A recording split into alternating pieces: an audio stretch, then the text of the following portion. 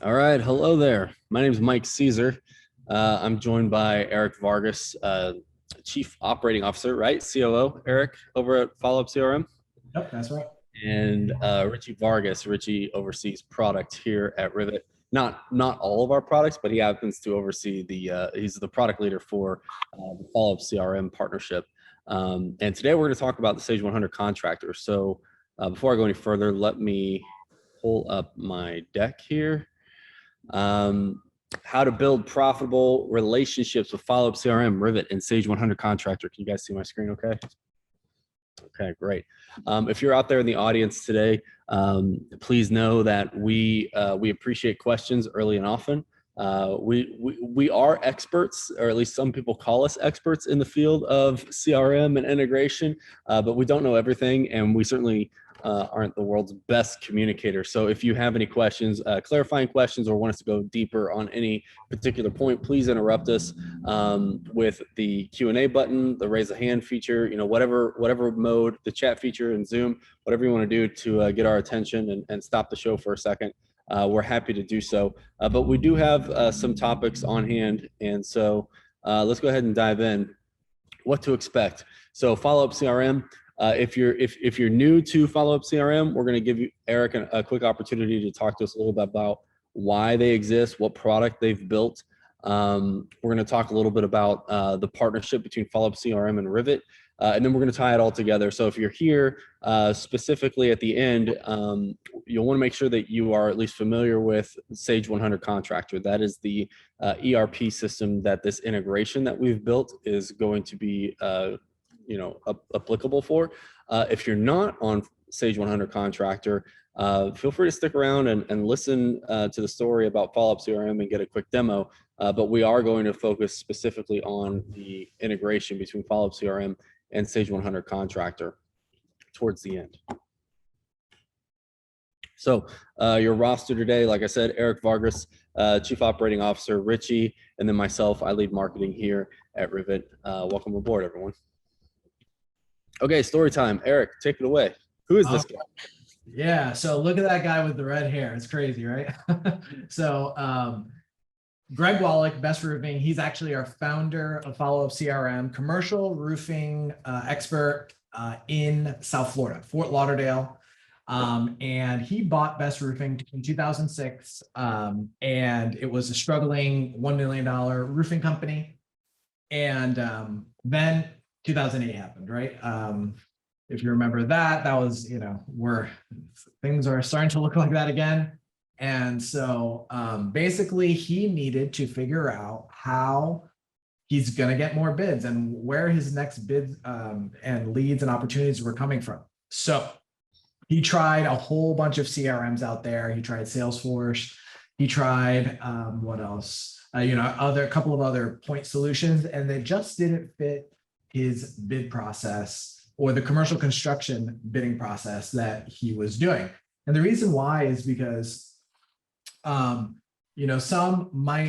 systems might only work well with, bidding to general contractors or, incoming leads. And he wanted one system to track all of his revenue.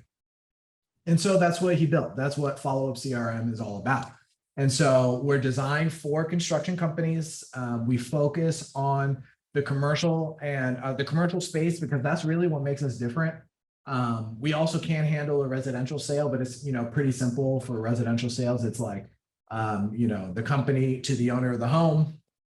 But when it comes to like a commercial sales process, you might be bidding out to multiple contractors, multiple companies, and it's a whole complex process, right? So that's what Followup CRM does. And we can track that one-to-many relationship. So now we serve 2,000 plus contractors all over the country utilizing their system to bid less, win more, track their opportunities. And before Followup, most people, actually, I think that's the next slide there. There we go. The problem we solve. So most companies, when they come to us, they're either like on the left where everybody's on their own spreadsheet doing their own thing. Let's say you have 5 estimators, 5 project managers, or someone in the sales function at your company. One person might be doing things one way, Another person might be doing things another way.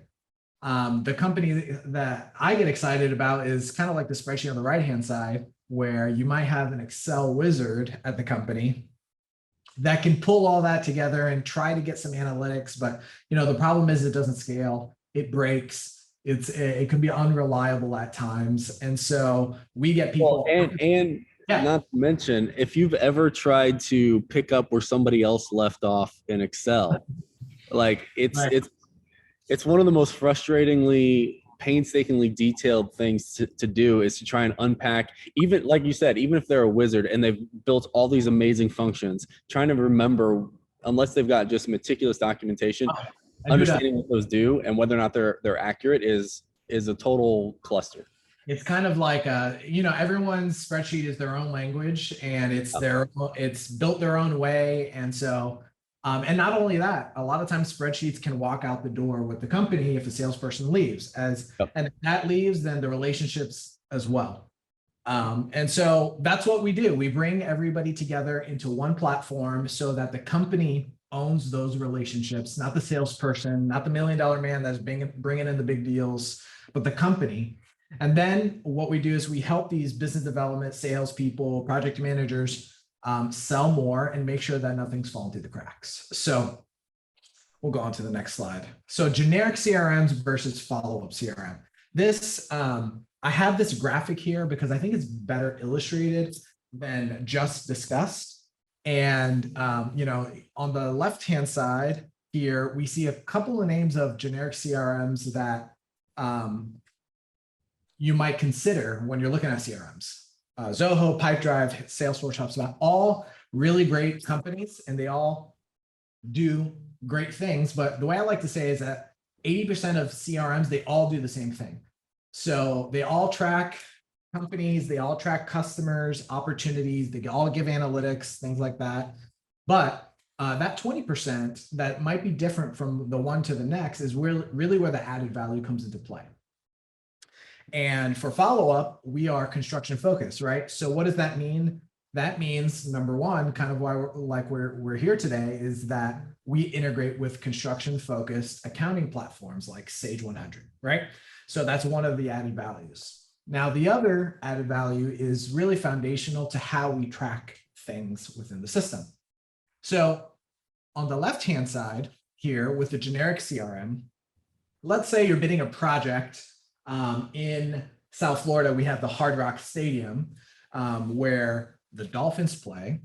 And it's funny. And we have this huge, if you Google Hard Rock and Fort Lauderdale, you'll see this, 60-story high guitar it's wild. And it has, as the guitar head, you'll see a beam of light that's it's the most gaudy thing you ever seen. Anyways, but that's South Florida. It's like, Vegas part 2. So we have the stadium, and let's say you're putting a new roof on a stadium. You're going to work with, you're going to bid that job to multiple general contractors to try to win that job. So let's say Best Roofing's trying to put the new roof on that stadium. He might bid it to general contractor number 1, general contractor number 2, or general contractor number 3, represented here by those 3 accounts, right? Now in Salesforce, HubSpot, and all these generic systems, to track that, you would have to create duplicate opportunities underneath. That's why we have project 1, project 1, project 1.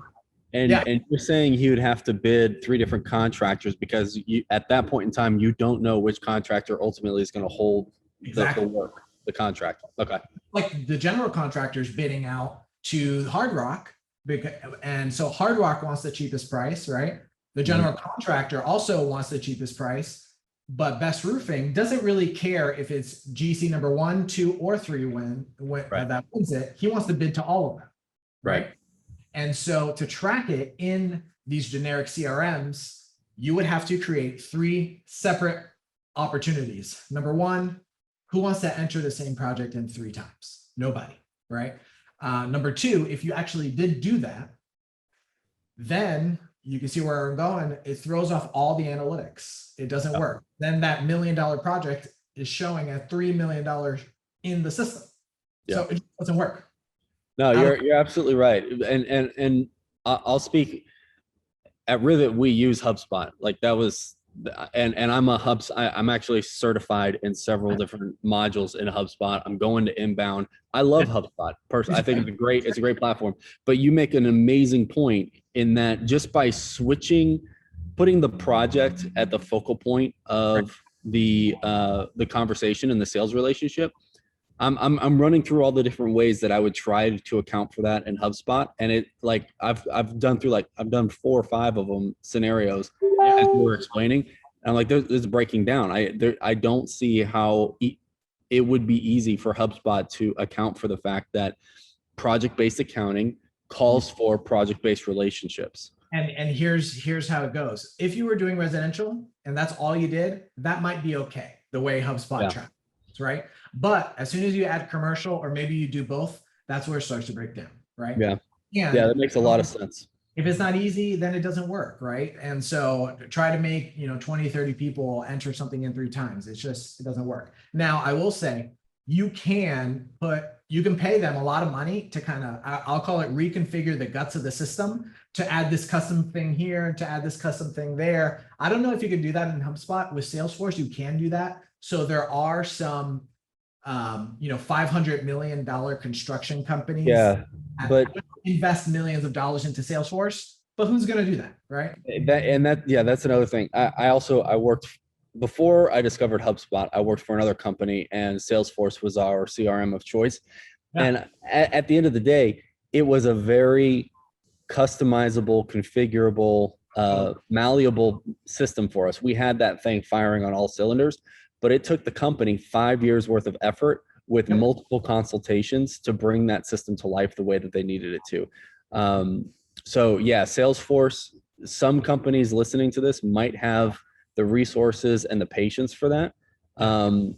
But why put yourself through that when there's a purpose-built CRM out there for the construction world that understands project-based accounting and project-based relationship management?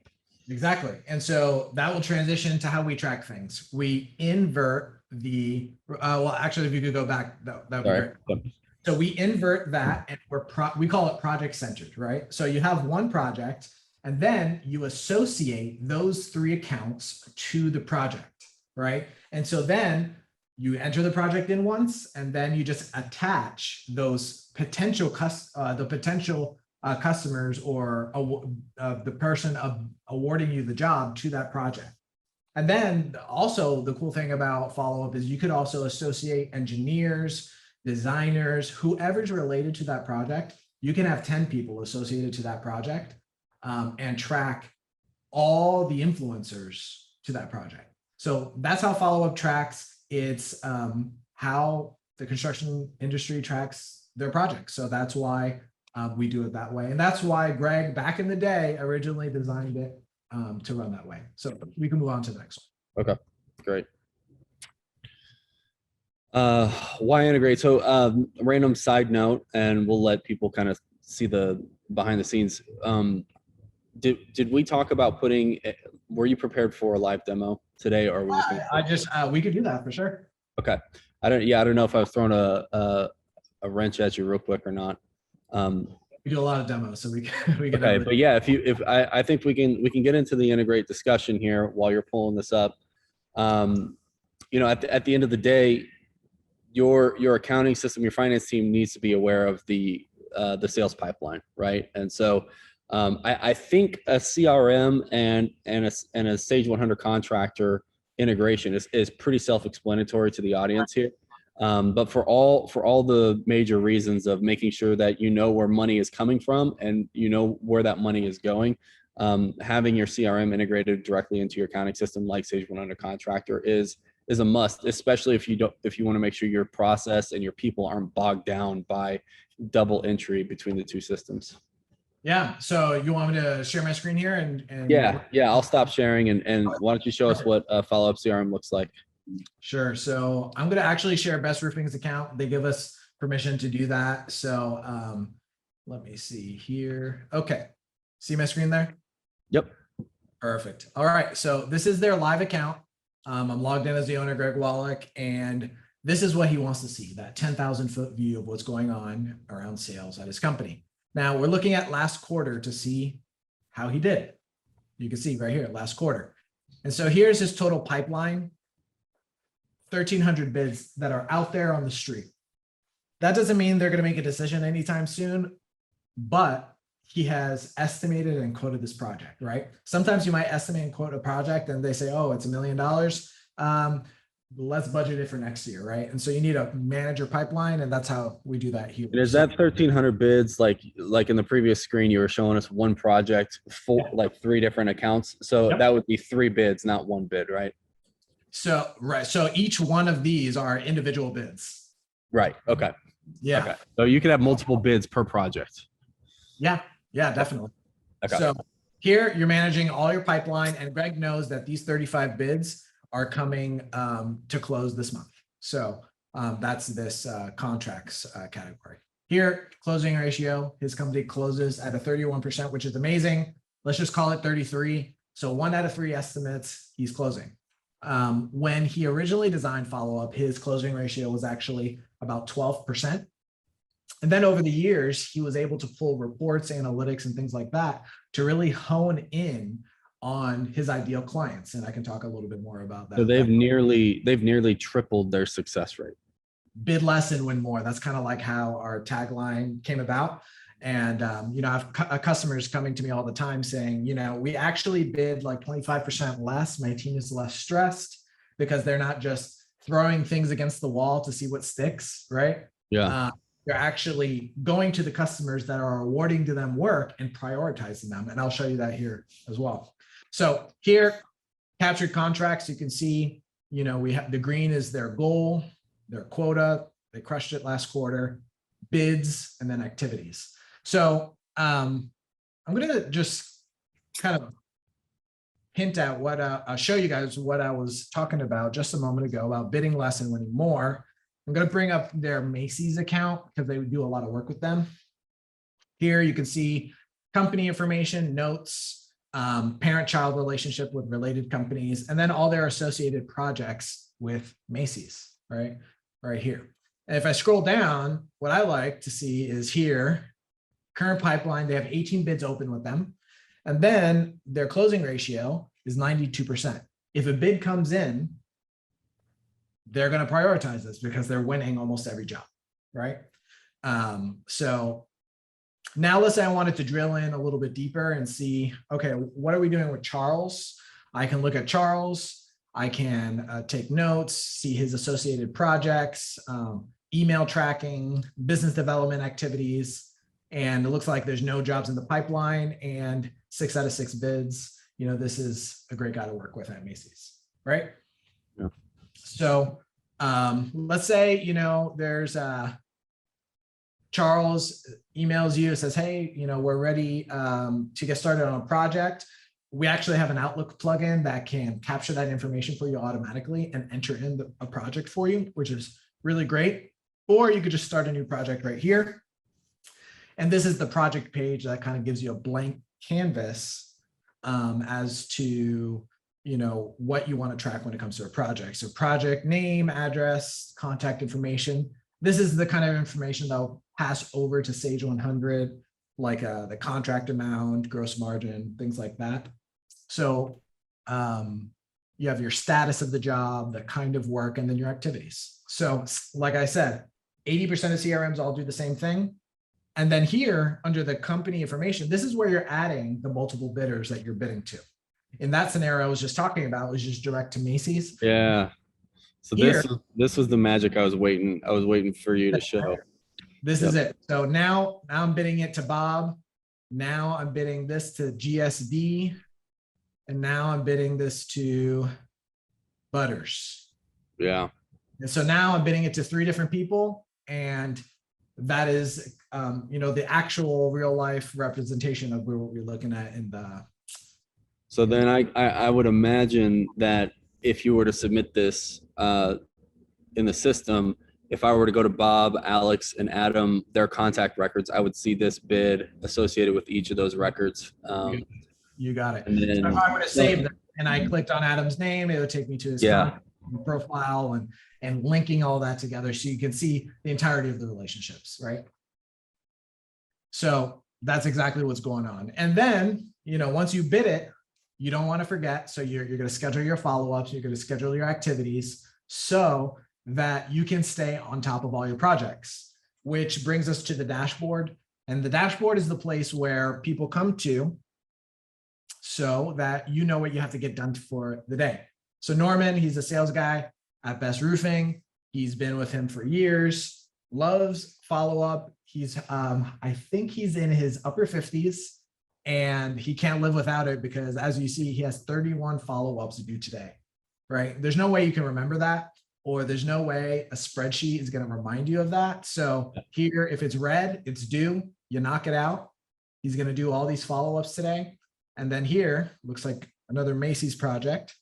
Tomorrow, these are going to turn red and reminding him to follow up. So we also integrate with like Outlook and Gmail. So we do email tracking, all that kind of fun stuff. But when it comes to CRM, you can see emails, notes. So all that rolls up into the homepage, which gives you kind of like a snapshot of what's going on. So there's, of course, a lot that I didn't touch on, but that is why people kind of reach out to us and bring in all the pre-construction process together. So I'll stop my screen here. No, all right. So this is good. A quick question though, because HubSpot again is what I'm familiar with now. HubSpot, as you know, has got like 5 different products, right? They've got marketing, they've got your they've got your customer service and support and all that stuff. Based on the headers that I see at the top of Followup CRM, you guys are focused solely on the CRM component, right? Like I don't see any, and maybe it's buried, but I don't see any workflow tools or email marketing and stuff like that, right? No. Okay. You might be talking about Followup 2023, so we'll see. Okay, that's fine. Yeah, but not trying to knock you guys for not being a HubSpot copy pattern or anything like that's a $20 billion company, right? But what you guys have done here from a CRM perspective, HubSpot started as a CRM tool. That was their very first module that they rolled out 15 years ago. And what you guys are doing is a very similar track, but again, focus first, like an emphasis on the project and a focus on construction. It's very, very promising, very solid tool that you guys have built. So to the marketing point, like we integrate with like MailChimp and Constant Contact, and those are like $10 a month. So you can spin those out. Yeah. Push all your contacts into MailChimp and just send your newsletter out that way. So yeah, there's certainly tools out there that are not going to break the bank, and they will scale with you. Exactly. All right. Yeah. All right, I'm going to take back over. Very good demo. Thank you. Yeah, no problem. So why Ryvit? I'm going to ask you real quick, Eric, from your perspective, thinking about the advantage that this gives Followup CRM on behalf of your customers. Option A, when we partner with teams like yourself, a lot of times the conversation is, well, is this something that we want to build in-house? Is this an integration that we want to go out and build ourselves? And shops that partner with us look at the opportunity to scale and accelerate the go-to-market strategy. So talk to us a little bit about that dialogue that happened over at Followup CRM when you guys were comparing the option of building this yourself versus leveraging a relationship with Ryvit. Well, we probably started there where we've built integrations direct before, and then it's never a one and done kind of deal, right? So you'll integrate, but then you want to enhance it and grow it. And let's say a developer might leave the company or something like that, takes the knowledge with them, right? So Ryvit is more like the brain of it. I'll call it the brain, but it's like the focal point of the construction industry, because through your partner network, there's probably not many construction companies that are untouched by Ryvit, which is pretty neat. So rather than doing a integration one by one, it helps us scale and bring Followup to market in a faster way. And we can trust that you guys are staying up to date with each one of those technologies, with all the changes and all the updates that they all roll out. And so that's why we chose to go with Ryvit. Perfect. I love it. Thank you. Yeah, that was mostly for me, but I appreciate you articulating it so well. Pat yourself on the back, Richie. Good job. All right, well, let's get out of Richie's way and let him kind of talk for a little bit. So this is a very straightforward, very functional integration, right? Very simple, but very powerful and effective. What you're looking at here is a data map. Each line is we call internally a runner, right? So on the left, you got Sage100 Contractor. You can see the arrows are color coded to show you direction of data. Where you see arrows in two directions, it's a bidirectional data flow. Where you see arrows in one direction, that's data from, in this case, projects into the job in Sage100 Contractor. So Richie has prepared some screenshots for us, and he's going to walk us through what is actually happening in this workflow, this data flow process between Sage100 Contractor and Followup CRM. Awesome. Thanks, Mike. Thanks, Eric. So this is going to be pretty simple. So just like how Eric was showing you some screens on where the companies are selected in Followup, we essentially bring receivable clients that are there in Sage100 that everyone will be setting up, all those into Followup as companies. So those are the options you see on a project or a job where you can select a company and then literally add a contact to it and do the process that Eric showed you, where you can add on the same project, you can add multiple companies and select contacts for that based on the bids.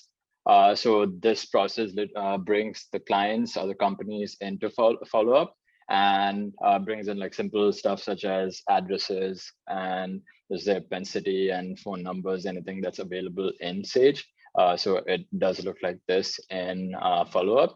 And what we allow users to do is edit the company's information that's in Followup, and you can send an update back into Sage, which is on the next screen. For example, here I'm trying to change the address on this company, and it goes back into Sage and gets updated.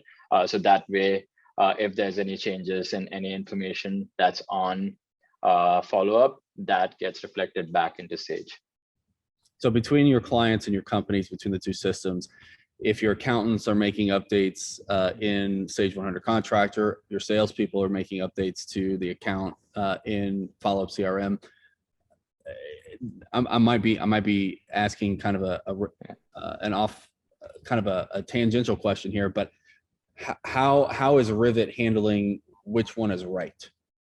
So mainly all the initial ads go through Sage into Followup. Then everything else is managed from Followup in terms of updates. So anything that's in Followup should be your final system of truth for so like address and information. Your source of truth after the initial import is Followup CRM.